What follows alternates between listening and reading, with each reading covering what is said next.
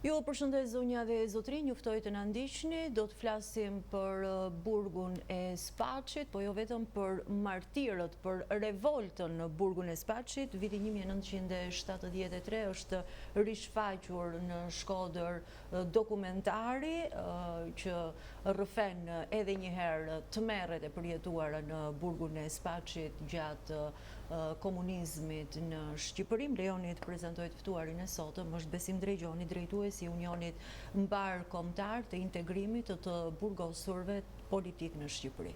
Mirë se vjen. Mirë se gjeta, dhe autori i filmit. Edhe autori i dokumentarit gjithashtu. Si lindi ideja Drejgjoni për ta jetësuar në dokumentar me gjithë aktivitetet që ju keni në kaq dekada në fakt në një bashkëbisedim me studentat e historisë Fakultetit Historisë në Universitetin e Tiranës para disa muajsh, ushtrova një pyetje studentave. Ç'thot kujtesa për ju? Dhe ato hezituan të më kthejnë përgjigje. Nuk po e kuptonin pyetjen, se ç'thot kujtesa. Mirë, thash, me qenë se për kujtesën nuk më dhatë përgjigje, po e kundra e kujtesë, cila është? Harresa, thënë, me njëherë. Pra,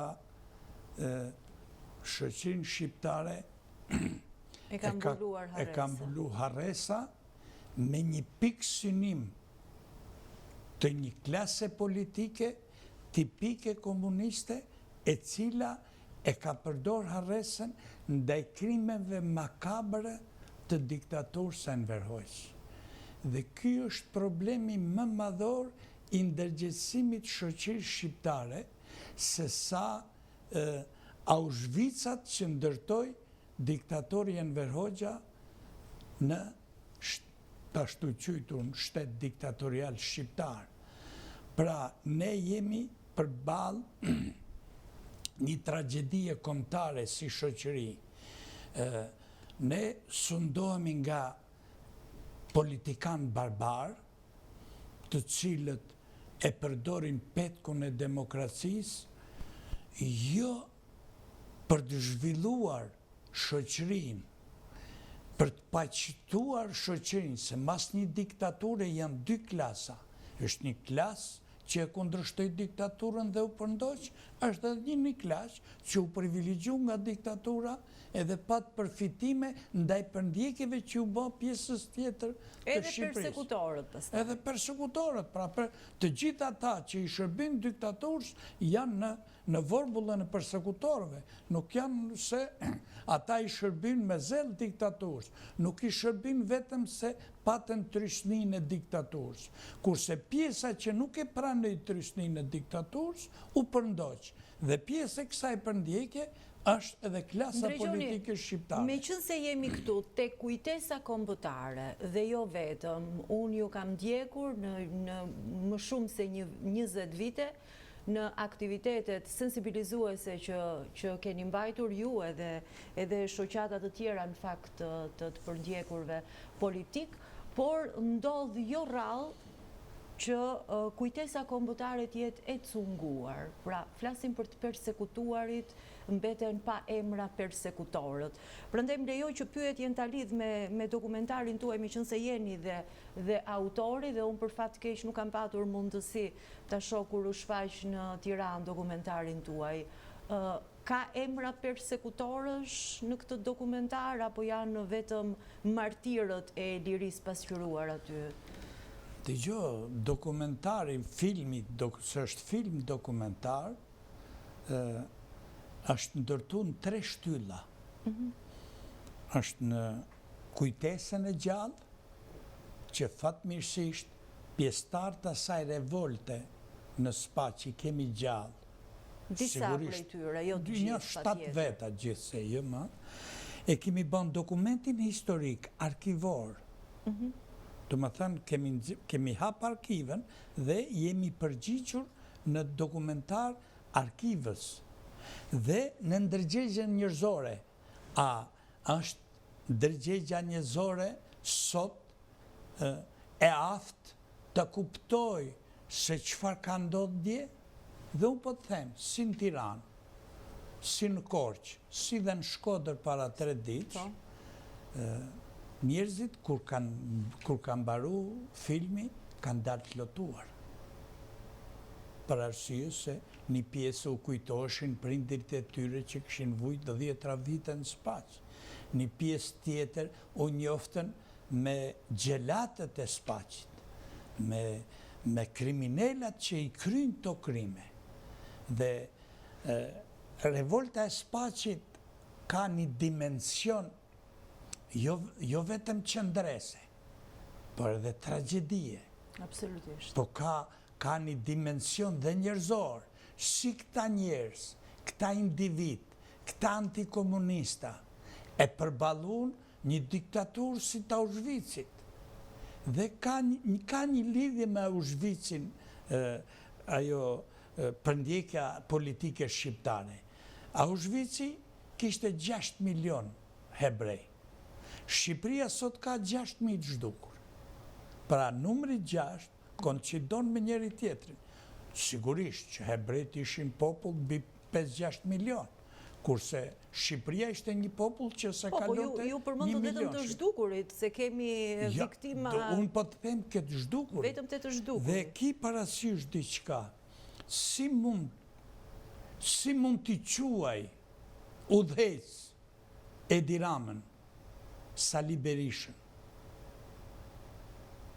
presidentat e Shqipërisë, parlamentat e Shqipërisë, flas parlamentat e 90-s, kur gjatë 35 viteve ata heshtin ndaj 6.000 shqiptarëve të zhdukur, ndaj 6.000 familjarëve që ka 35 vite që nuk mund ta heqin rrobën e zezë dhe nuk i heqin lot nga sytë se nuk kanë gjetë varrin e gjyshit, varrin e babës, varrin e motrës, varrin e nënës, varrin e dajës, pra varrin e gjajës. Pra janë 6.000 familje shqiptare që përballen me 2 udhëhec, ta ashtu quajtur demokrat në Shqipëri, që nuk e prishin Terezin për 6.000 zhdukurit. I kanë dëgjuar gjatë 35 viteve këta udhëhec, a këto parti, nuk flas, partia e Edi Ramës është partia që formalisht ndryshoi emrin në 91-shin nga ajo parti që i ka zhdukur këto 6.000 shqiptarë. Pra pritshmërit nuk i keni nga... Absolutisht, jo pritshmërinë, por nuk ka ndërgjegjësimin. Si mund ta quaj kryeministër të vendit tim, një kryeministër që hesht ndaj tragjedisë që i ka ndodhur kombit, po nga partia nga ka dalë ky kryeministër. Se nuk është se erdhi Serbi e na vrau, erdhi Gjermani e na vrau. Ishin shqiptar, kishin të njëjtët emra si ne, të kishin të njëjtën mbiemra. Pra për çfarë na vran? Na vran se zbatun ideologjinë staliniste të Enver Hoxha për të zhdukur çdo kundërshtar politik i cili donte mendim ndryshe, donte një qeveri ndryshe. Dhe më fal, para ca ditësh, kryeministri i vendit në podcastin e tij, flasim, po. Më fal për... Jo, duhet kërkojnë ndjesë ata në fakt që përdorin terma të huaj dhe pastaj thonë duan shumë... Tani me qenë se ai nuk është i ngopur me media që i rrin natë ditë gaditur. Bënte moderatorin në fundjavë. Po tani bën edhe rolin e një dhe deklaronte, thonte 4 të vrartë e 20 janarit familjarët e tyre kërkojnë drejtësi. Po 6.000 shqiptarë zhdukur nuk kërkojnë drejtësi? Po ata djemë në Vlorë, në 97-ën, Besnik Hidri dhe Lek Qoku, që i vran militantët e Partisë Socialiste mrena në qytet Vlorës, vetëm se nuk ishin pjesë e forcë politike dhe u thithi dhe Gjakun. Dhe ajo që thithi Gjakun, kjo forcë politike e bëri deputet në parlament. Pra, a ka në ndërgjegje ky udhëhec shqiptar ndaj 6.000 zhdukurve? Janë shqiptar 6.000 zhdukur. Si 4 militantë 21 janarit, që u vranë që të bëhet Edi Rama kryeministër. Që natyrisht edhe për ato kërkojnë drejtësi. Po drejtësi, po si janë shqiptar. Dhe unë e mbështes fuqimisht kryeministrin e vendit tim, pavarësisht se e kam kundërshtar politik, e kam urrejtës ndaj jetëve njerëzore, atë pjesë popullsisë që përfaqësoj unë e mbështes që të ketë drejtësi për 21 janarin. Po nuk mund të ketë drejtësi për 21 janarin, se ishin militant tuj dhe 6.000 kundërshtar të diktaturës nga ka dalë forca jote politike, sot ata nuk duhet kenë drejtësi. Kam të dytin me kryetarën e opozitë.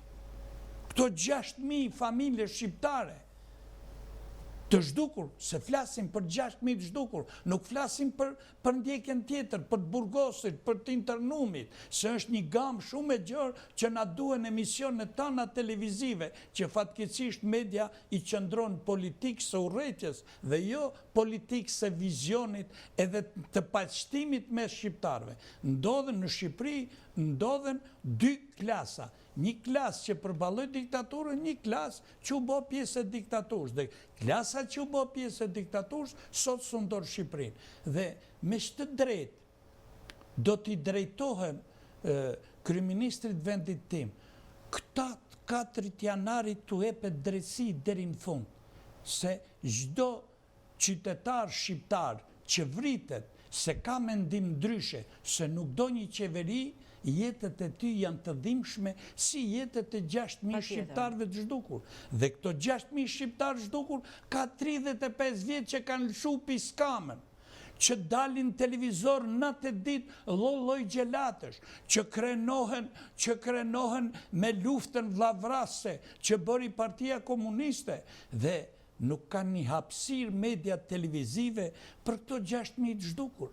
Dhe kjo i revoltoj në Shkodër gjimnazistët e gjimnazit atë pat Pjetër Mëshkallës, të cilët u lotuan 14 vjeçart kur pan dokumentarin, pan gjelatin se si kishte torturu, pan se me 4 pushkatumit e Spaqit u pushkatu dhe Qeni.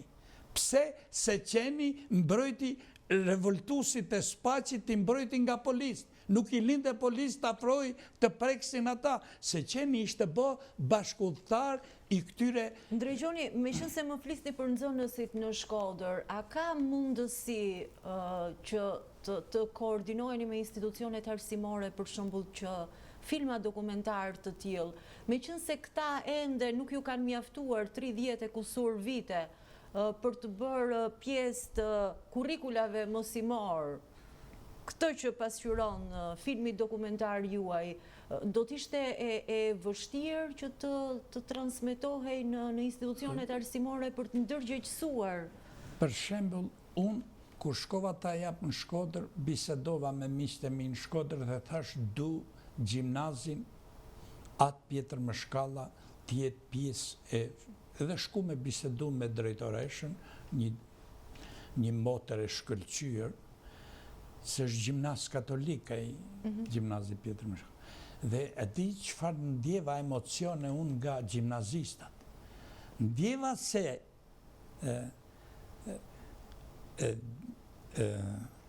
edukimi katolik në atë shkollë është madhësi më të madhe të mbrojtjes jetëve njerëzore.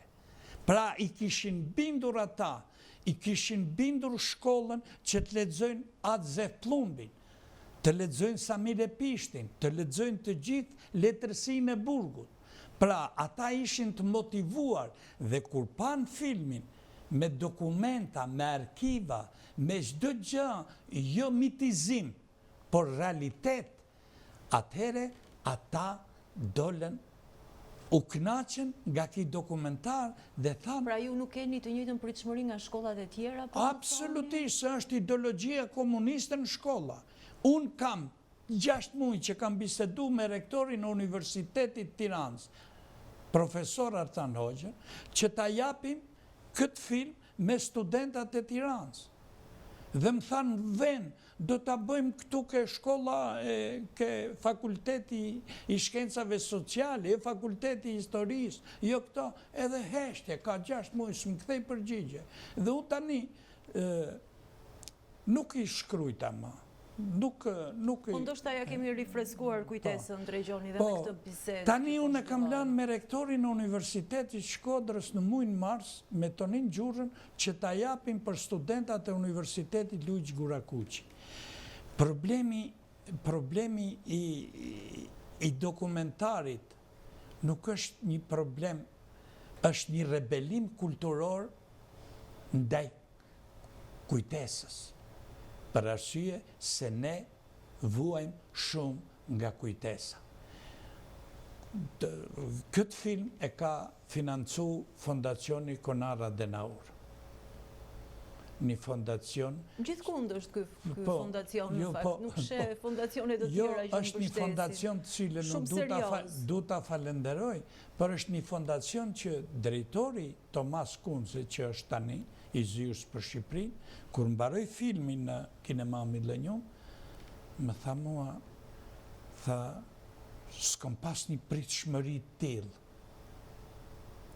Pas ke bën një punë shumë, pas ke lënë një dokument historik kombit, nuk ke bën, ke lënë një dokument për arsye se këtu fshihet, këtu ndërtohen gjëra formale, kjo është politik anti-njerëzi lëku i politik shqiptare.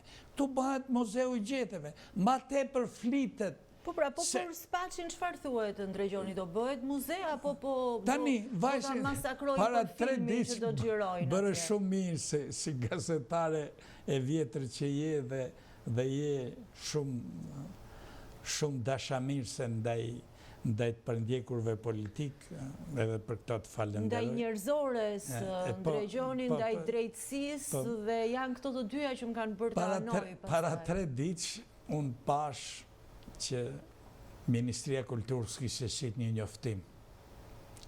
Nuk kemi fonde me bën Spaqin. Një njoftim, vetëm faqezit mund të bëjnë. Një njoftim, vetëm barbarët mund të bëjnë. Një njoftim, një qeveri vetëm barbare mund të bëjnë. Spaqi ka dhënë për Shqipërinë miliona dollar nga punat njerëzore që kanë bërë dhe meriton 100.000 filma, jo një film, po 100.000. Meriton 100 muze për punën që kanë bërë. Janë për 30 vjetë. Po dhe për simbolikën. Po pra, jo për 30 vjetë, po të flasim për se a ka të drejtë qeveria të financoj për më bëki muzeum. 30 vjetë, 2 qytete në Shqipëri, Fieri edhe Laçi, janë mbajtur të gjitha qytetarë tyre 2 qyteteve me paret, me punën e pa paguar, me piritin që nxirrshin këta të burgosur politikë të Spaqit. Dhe ky është krimi më i madh anti-njerëzor. Por e tjetra që mos më dalin nga vëmendja, kam për opozitën. Si nuk truprohet kjo opozitë? Këta 6.000 të zhdukur votojnë këtë opozitë 35 vjetë dhe s'fles asnjë fjalë. Ja po t'jap 2 shembuj mrena 2 viteve. Në vitin 2025, në shkurt 2025, Kongresi Amerikan merr vendim unanimisht të 2 partitë, edhe republikanët edhe demokratë, që të futen në kurrikulumet shkollore të shkollave të mesme krimet e komunizmit. Dhe aprovojnë 2 partitë. Pse? Se krimet e komunizmit botror kanë kalu 100 milion viktima. Dhe Amerika që s'kishte as edhe një sekund diktatur komuniste, e sensibilizon rinin që mos të përvetsoj ideologjin e smajtës ekstreme edhe të kthej dhe njëherë një diktatur. Dhe aprovojnë. Çfarë prisni ju pas shkurtit 2025? Dhe në shkurt 2025 shkoj para parlamentit me 100 veta. Dhe i kërkoj opozicës dhe opozicës. Dënoni krimet e komunizmit me ligj në parlament. Jemi vetëm i vend në Europë që si kemi dënu krimet e komunizmit. Dhe kërkojmë të hymë në Europë. Kërkojmë të hymë në Europë me 6.000 zhdukur. Absolutisht. Tjetër, me 2 nëntor 2025, deri me 8 nëntor 2025, presidenti Amerikan Donald Trump shpalli jadhen e antikomunismit.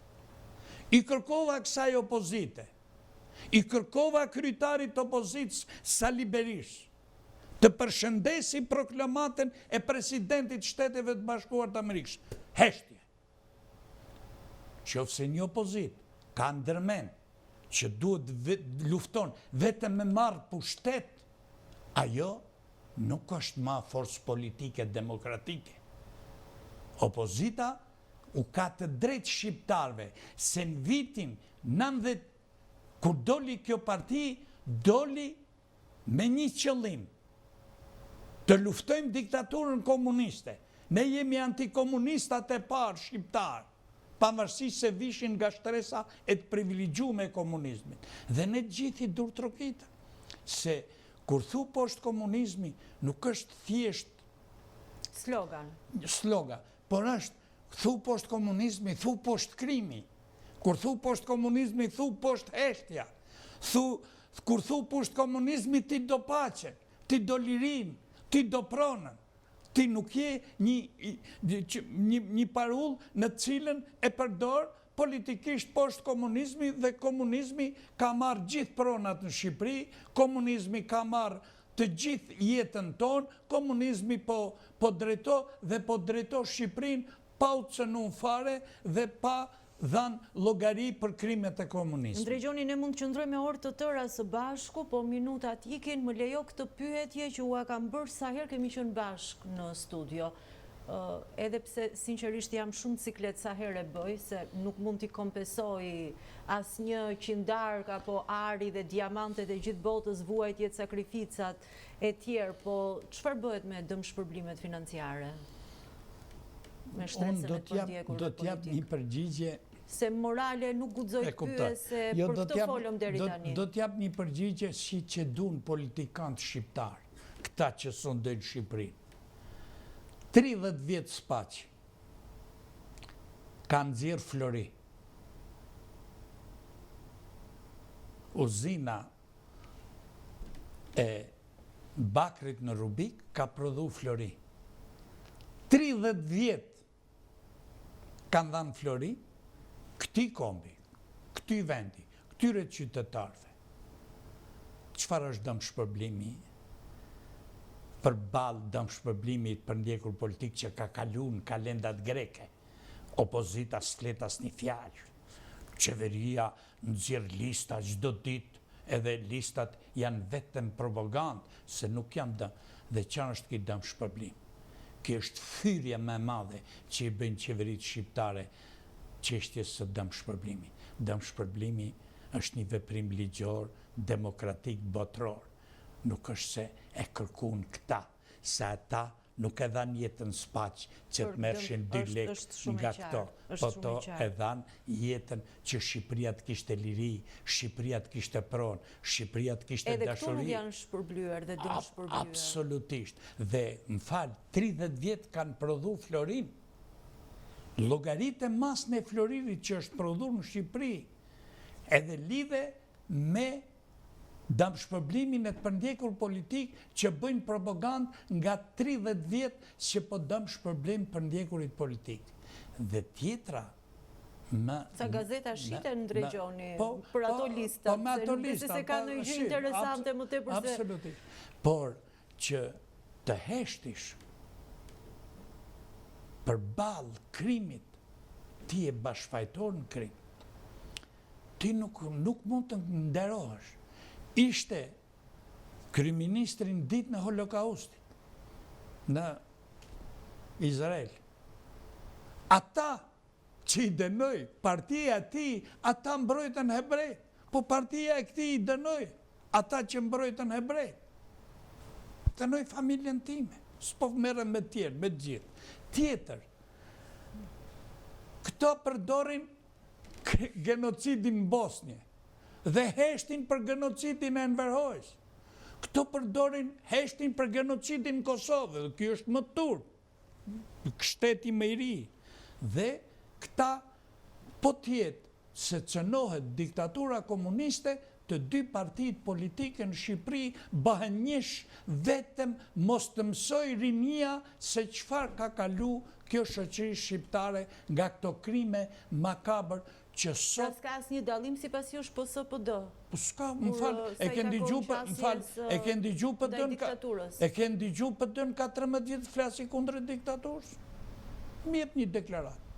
Flasin çdo ditë, në çdo dalje. Ku qarë, jo, flasin për pushtet.